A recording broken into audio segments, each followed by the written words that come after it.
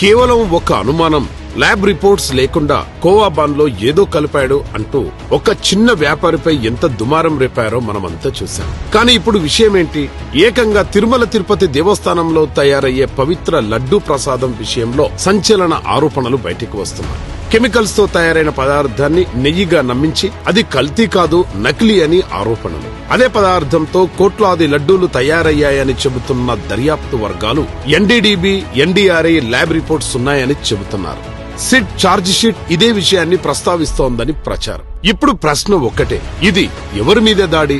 ఒక వ్యక్తిపై అనుమానం వచ్చినప్పుడు గట్టిగా మాట్లాడిన వాళ్లు ప్రతి హిందువు పవిత్రంగా భావించే తిరుమల లడ్డు విషయంలో ఎందుకు మౌనం వహిస్తున్నారు? కోవా బన్ అందరూ తినాల్సిన అవసరం లేదు, కానీ తిరుమల లడ్డు ప్రతి హిందువు తింటాడు, ఇంటికి తీసుకెళ్తాడు, 10 మందికి పంచుతాడు, భక్తితో స్వీకరిస్తాడు. అయితే నిజంగా హిందువుల మనోభావాల మీద దాడి ఏది? ఎదుర్కోవాల్సిన విషయం ఏది? అసలు విషయాలు వదిలి కొసరు విషయాలపై రాజకీయాలు ఎందుకు?